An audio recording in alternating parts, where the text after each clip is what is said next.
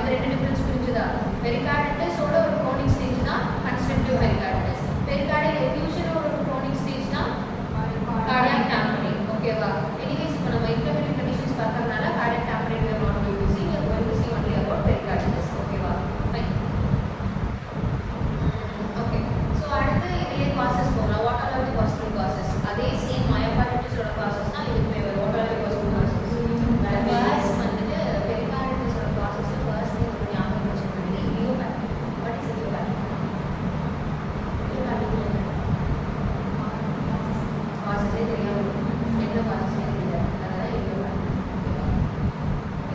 Second one வந்துட்டு அதே மயோகார்டிட்டிஸோட causes தான். அப்படியே இருக்கு சப்ஸ்டிட் பண்ணலாம். என்னென்ன causes? infection or bacteria. Bacteria na you will be giving an example and virus na you will be giving an example. Okay, adukaprom autoimmune,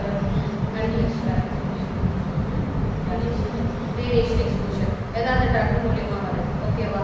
இன்னொரு எக்ஸ்ட்ராவா இதுல ஆட் பண்ணிக்கிற விஷயம் ரெண்டு விஷயம் நம்ம ஆட் பண்ணிக்கலாம். Okay, one is called uremia. UREMIA. uremia na என்ன?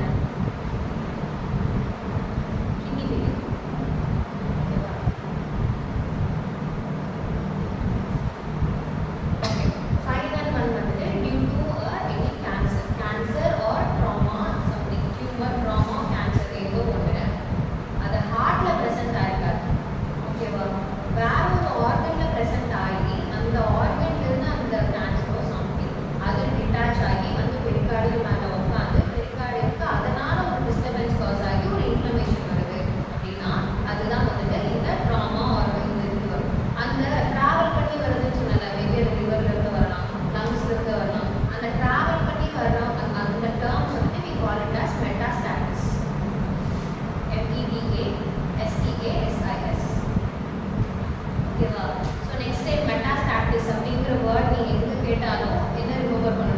ஓகே, அது குறிப்பிட்ட ஆர்கனோட டிசீஸ் கிடையாது. வேற ஏதோ ஆர்கன்ல இருந்து ஒரு கேன்சரோ ஒரு ட்ராமாவோ டியூமரோ எனிதிங் வந்துட்டு அங்க இருந்து டிட்டாச் ஆகி வந்து இங்க உட்காந்து இங்க டிஸ்டர்பன்ஸ் காஸ் பண்ணி இதனால ஒரு கண்டிஷன் காஸ் பண்ணுது அப்படிங்கிறது மெட்டாஸ்டாட்டிஸ்.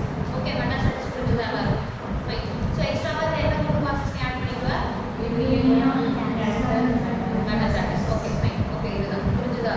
ஃபைன். இதுதான் காசஸ் ஆஃப் பெரிகார்டிட்டிஸ். அடுத்து பேத்தோபிசியாலஜி போகலாம். ஸோ ஓகே, பெரிகார்டிட்டிஸ் ஒருத்தவங்களுக்கு ஏதோ ஒரு ஃபாரின் பாடி மூலியமோ இல்லை வேற ஏதோ ஒரு ரீசன்ஸ் மூலியமோ வந்து வச்சுக்கோங்க. இல்லை இல்லை ஃபைன். காசஸ் இன்னொரு விஷயம் ஆட் பண்ணிக்கோங்க. இன்னொரு விஷயம் காசஸ் ஆட் பண்ணிக்க வேண்டியது என்னன்னா செஸ்ட் இன்ஜுரி. செஸ்ட் இன்ஜுரினாலுமே வரதுக்கான சான்சஸ் வந்துட்டு ஹை.